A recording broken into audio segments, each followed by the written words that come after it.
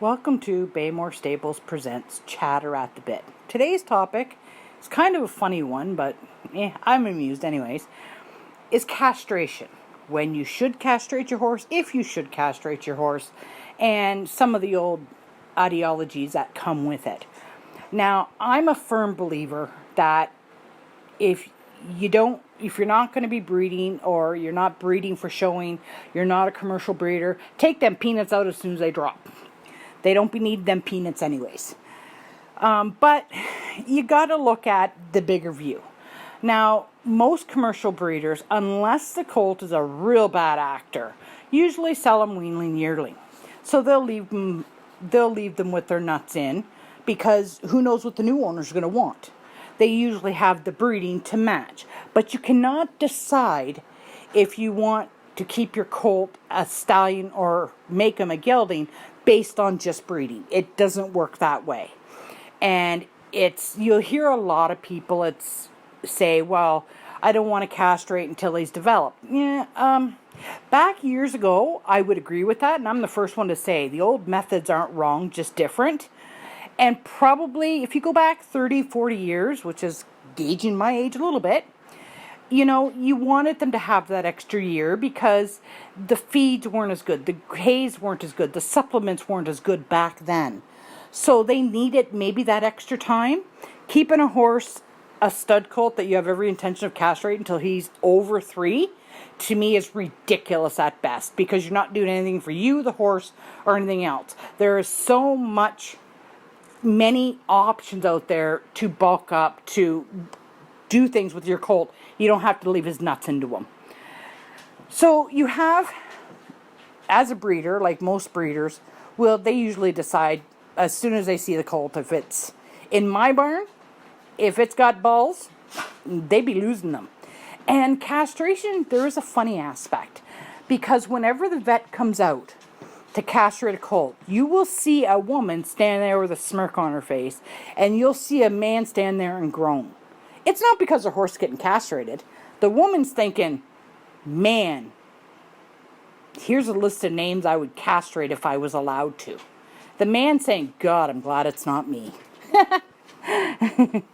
And to me, it's funny, and every woman, whether it be cows, horses, pigs, every woman, when there's a castration, she's doing a checklist in her mind of the men she would like to castrate. And I do, for sure. So they usually decide, first off, is like, I don't feel I'm a commercial breeder, so they can come out, and I like to take them out as soon as they're dropped. I've never had one in all my years. We've never castrated past 2 years old. A horse does most of his growing from 0 to 2 years old. That is where 80% of the growing comes from. So if you're looking to muscle up, or you're looking to get a thicker neck on them, there's other ways to do that. You don't have to leave their nuts in. Stallions are stallions. Stallions are very sociable animals. They don't have to be handled roughly. I had last year, I forget what I was doing, but I had this girl saying, well, because we rarely have even the chain over the nose of our stallion. And she went on to kind of explain to me how stallions have to be handled specially. Not really. If you're handled properly, it doesn't take any more. And it does take somebody with a few brains to know how to handle a stud.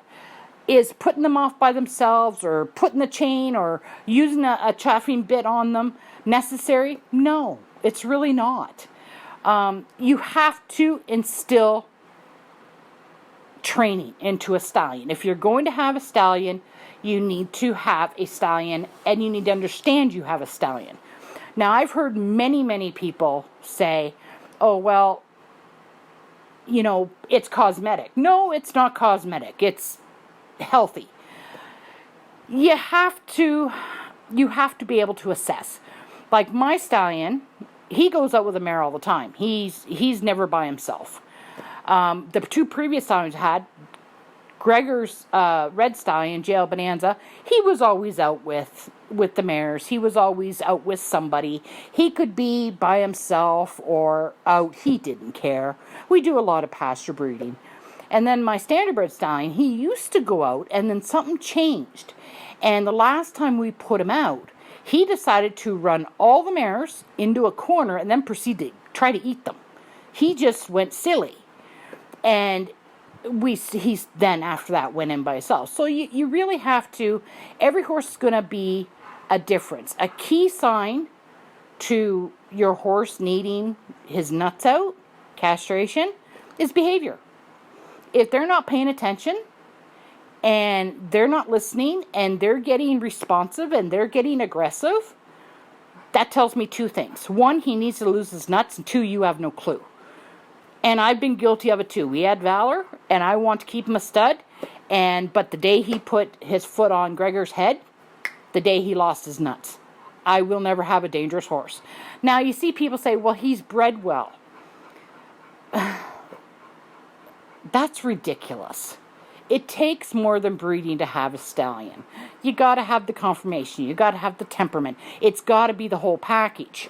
And like I said to one girl, this going back about 10 years, I forget, I was with my son, and I was going to look at a mare, and this lady had a stud colt. She had a 2-year-old stud colt running with the mare. And it's like, why don't you castrate him? Well, that's just cosmetic. Well, actually, no, it's not. I go, you do realize that he can breed? Oh, no, horses don't breed till they're 4. As soon as those nuts drop, the testosterone starts. I have seen yearling colts get on and breed a mare. And make no mistake, if they want it, they will get it. And they will get it any way they want it. That's why it is so important to instill manners. If you are going to keep a stud, which might be getting a new stud next year, you must instill manners. You must be firm across the board, because then they learn. Work is work, play is play, breeding is breeding.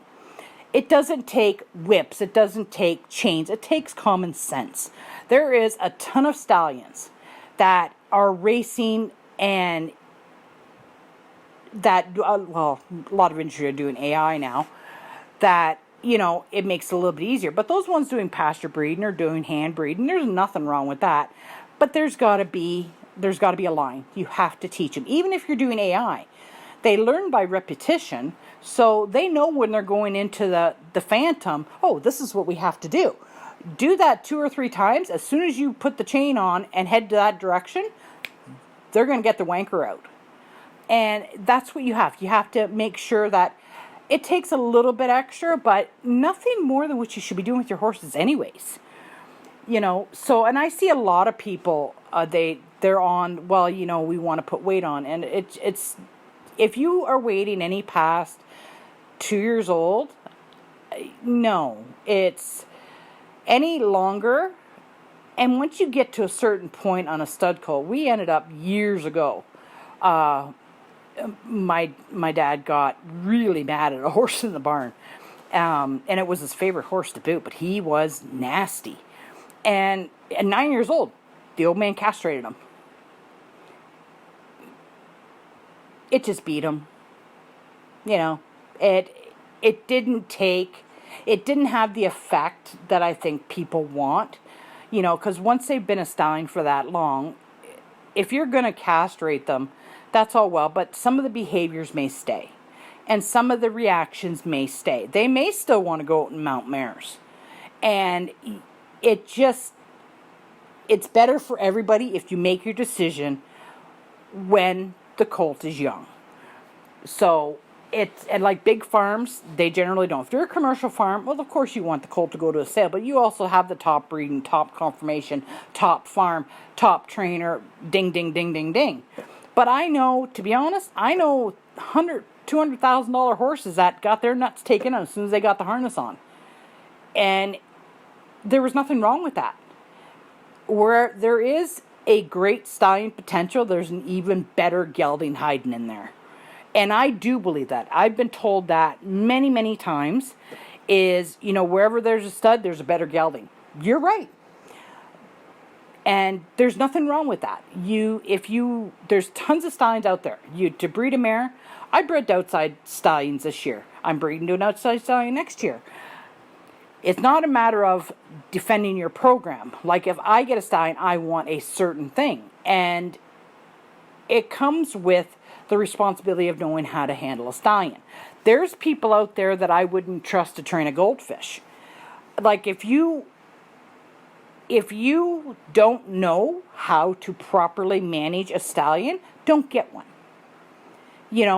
That is real simple. If you think a chain over the horse's nose, or possibly carrying a crop, or in my black stallion's case, a 2x4, if you think that's cruel, you might not want stallions.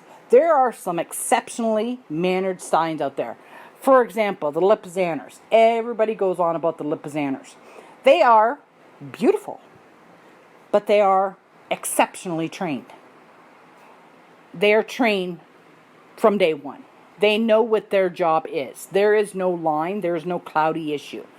And I think the problem, in my opinion, is people have a baby, they have a colt, and they cannot advance from the cute and snuggly stage to we have to behave. And what they end up with is a yearling who's just a bad little bastard, who bites, who kicks, who throws her feet out, and won't listen. And you can't blame the colt for that, because it's a handler issue. And that's why I keep saying, I pound it into my barn.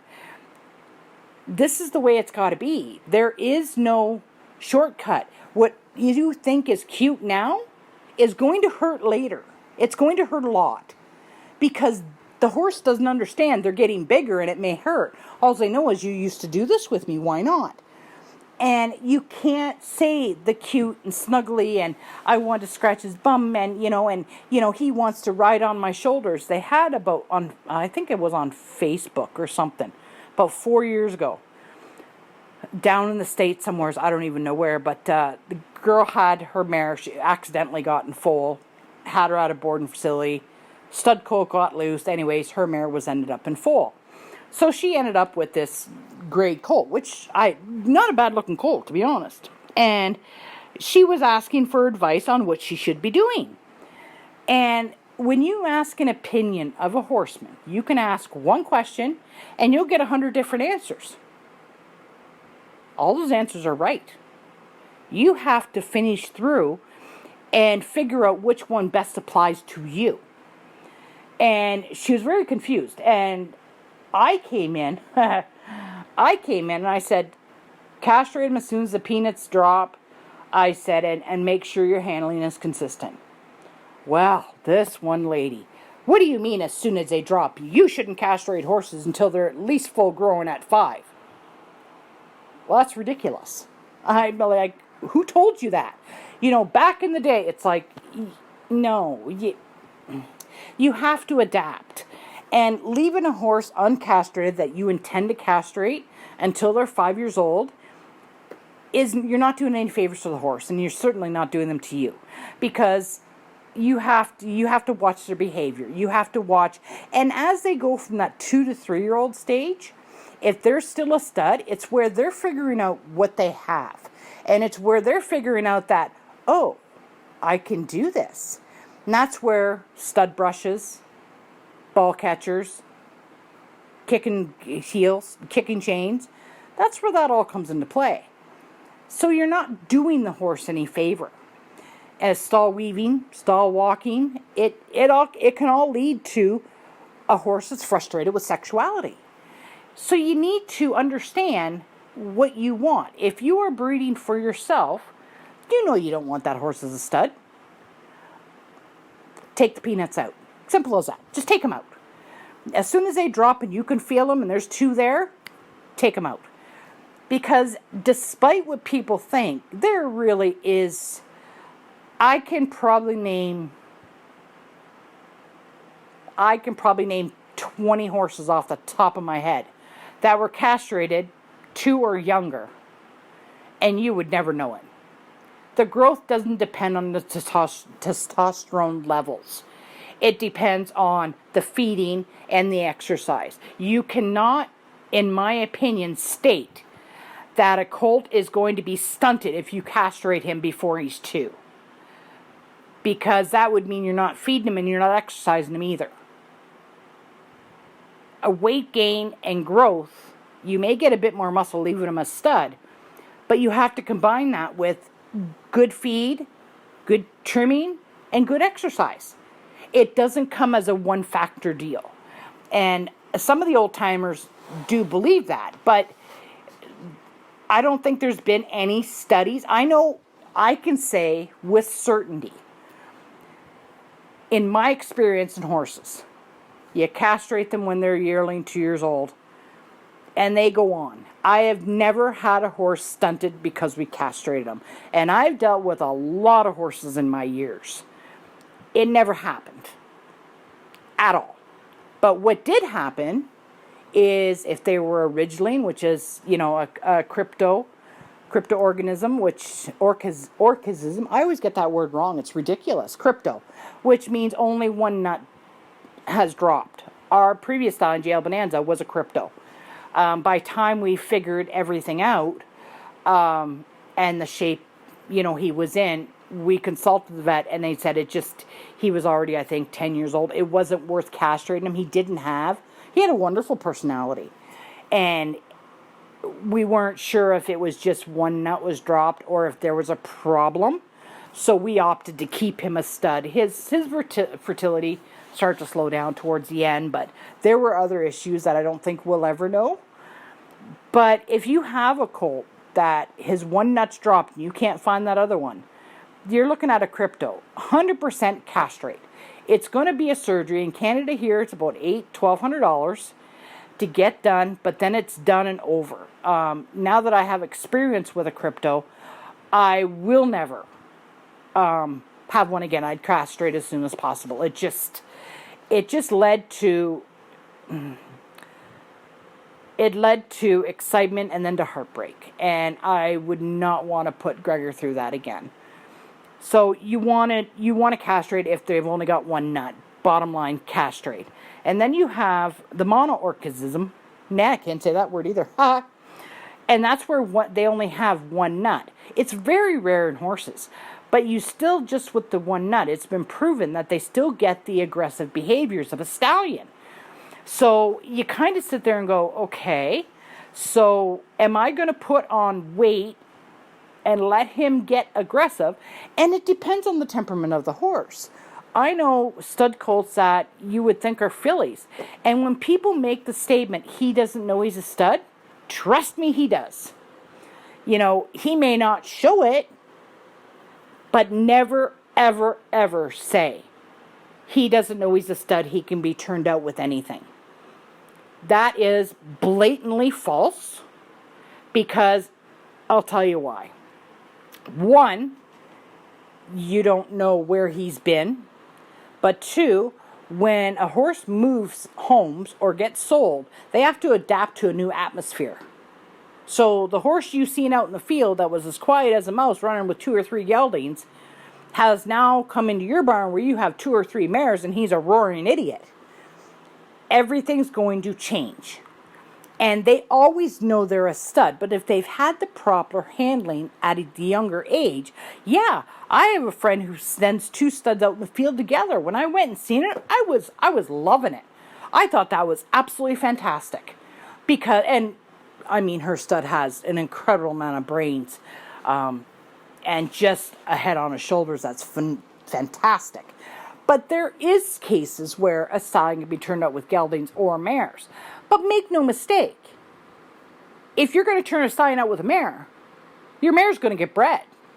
You may not see it, but your mare is going to get bred. Make no mistake. And then you have people say, well, he's a stallion, but he doesn't have any interest in mares. Has he been around? This is a question you should be asking. 1, are both nuts dropped? 2, do you keep him on a calming medication of some sort? 3, is he on Butte? And 4, where are the mares? Probably 5, 6, 7, 8 times out of 10, you'll find, well, we don't really have mares here, or it's not a breeding farm, or it's, you got to realize before somebody says he doesn't know he's a stud, look at the atmosphere he's in. If he's an arena horse, goes out, does his lesson, yeah, he probably doesn't know he's a stud. Put a mare in heat in front of him, I guarantee you that'll change. And that's what you have to accept. I do, like, stallions are extremely sociable. So they want to be turned out. I mean, if I get what I'm hoping for next year, my little colt, I'm hoping I can turn him right out with Tommy Boy. Tommy is a kind. We turn him out with the babies. He's fantastic. Do I know if he'll go out with a stud colt? I don't know, but I'm going to try it and watch him, of course. But I know what the expectation is. He likes to be turned out. He doesn't like to be by himself. He likes being turned out. We can take him, do what we want, but he likes his girlfriend and he likes the companionship, which they are extremely sociable. And you have to realize that every horse is different. So your friend that may have a great stallion that you bred your mare to, and that stallion, when you get your colt, you may be looking at a terror of the city. It all depends on how they're put together. And you can't lump everything in. You can't sit there and say, well, you know, he's a stud colt, he's got great breeding, he's got conformation. If it's only a little bit of a behavioral issue, I'll keep him a stud. It's like, why? Why would you ever, and I am a firm believer, if you have a dangerous horse in your property, get rid of it. I don't care, especially a stallion. I do have Hannah who's crazy, but she doesn't, if you leave her alone, she leaves you alone. She knows where the barn is, and she's a baby for Gregor. But if you have a horse and or stallion that is dangerous and or lunging, and he will give you the signs, and the signs would be, and I want you to listen closely, because this is not about the handler, this is about the horse. If you're looking at a yearling 2-year-old colt, and when you walk up and you're leading him, and he's got his ears pinned, or he's throwing out a front foot, or he's weaving in a stall, you need to castrate him. Because at first chance, he's going to blow. That he's not paying attention to what's beside him. He's paying attention to what he's going to get into. And you would be amazed on the people will take a stallion and get hurt. We had, a friend of my sister's, I think, she was telling me about it last year, and we're from the farm, so of course my sister knows about horses too. And it was a matter of, her friend called her and she says, yeah, I was leading my colt out, and I mean, I don't know what happened, and her head's covered in blood. And Barb goes running out, and to find out, the colt went at her with his front feet.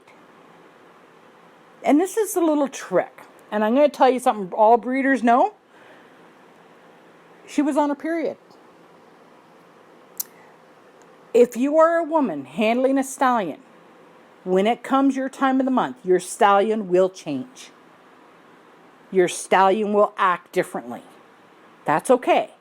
Oldest trick in the book. Make sure you wear deodorant. Wear the same deodorant every day, or a little splash of body cologne every day, so that's the scent they know. Because stallions with women will change when you're having that time of the month.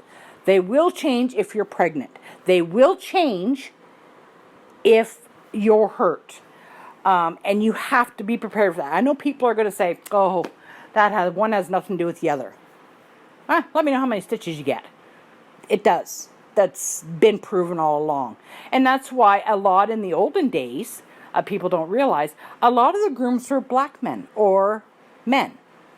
And that's one of the reasons why, is one, women were not equal opportunists, and, well, they deserved to be in the kitchen, I guess, right? I didn't learn that lesson. But in the other hand, the black men were very calm, were very docile. So these high-strung horses, you know, had that man scent to go with. But a lot times going back when I was young, when you had that time of the month, the stallions especially act differently. You get a reaction where it's like, wait a minute, and that's something you have to consider. And so my overall view is, if you're going to breed horses and you're going to have a stallion, remember 3 things: training, manners, sociability. Those 3 things is what every stallion, every colt, and it doesn't even apply to just stallion. This is what all your colts should be learning. But your stallion, 90% of the time, you might have to put a chain over his nose. It's normal. Shouldn't need anything else if they're properly trained. So you got to watch their behavior. I don't believe leaving them a stallion past 2 has any effect on weight gain. I don't believe that's directly affected by testosterone levels. I know it's affected by levels, but I think that can be compensated and still take his nuts out. If you're going to have a mare that have a colt, look at it realistically. Because if you're not in the position to have a stud horse, and you're not experienced to have a stud horse, don't have a stud horse. You know, if you have somebody saying, oh, well, I know somebody turns all their studs together. Well, jolly frickin' oh for you. That might not work for you. And like I said, if you're going to ask questions, questions are great. But remember, you're going to get 1,000 different answers for one question. Hands down. You are going to get different opinions. You're going to be told what to do. This is where you got to sit back and realize, if you're asking questions that you're getting that many answers to, you don't want a stud. If you are asking questions and you're not sure where to go, castrate him. It's $200, take his nuts out. Now, years ago, we used to castrate them standing up. I don't know when that changed, but it's a quick operation. They're back to work the next day. You don't have to do anything with it. Away you go. It's nothing major. With standardbreds, we castrate, we're jogging them the next day. It's not a big deal. In fact, it's good for them because it takes away the swelling. There is times you should and should not castrate. Never castrate your horse in the summertime. The flies will eat them alive. It should be done, I personally think it should be done before fall moon, which is, it should be done before October 1st. In the spring, if you're going to do it, it's like end of April. But you don't want it where the flies are going to be. You definitely want, we used to get the Mennonites out. It's not a big deal. It's a scalpel. I mean, anybody could really do it. But if you're going to get the vet out, in Valor's case, Gregor was watching Valor castrate him and an awful lot of blood. And like Gregor had to tell the vet, you nicked a vein there. And the vet's like, oh my God. It's like, pay attention. Always pay attention. Because if there is a mistake, you're gonna have back problems. But as soon as they stand up, they're generally good. Within a week, they're up bopping around. It's not a big deal.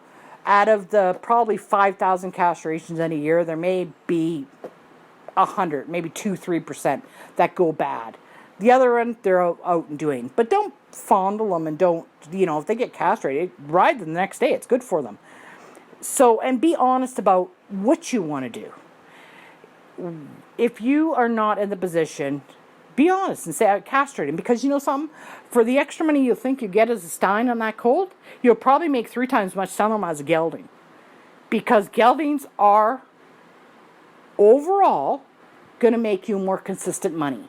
Stallions have a little bit to prove. They got to have the breeding. They got to have the performance. They got to have the big dance. They got to have something worth breeding. And if you're not willing to go down that line, then then don't do that to the horse. Castrate him and be done with it. So, and then you can go talk to your friends, and you'll see every woman smile and say, castration. And they say the same thing I have. I have a whole list in my head that I would love to take the scalpel blade and snip, snip. And men grown. So, but men are babies, let's face it. So that's my rant for the day. It's castration. It's, if you don't understand it or don't figure it out, castrate your horse. As soon as those peanuts drop, get them peanuts out of there. They don't be needing them. That's all I have for now. Stay tuned.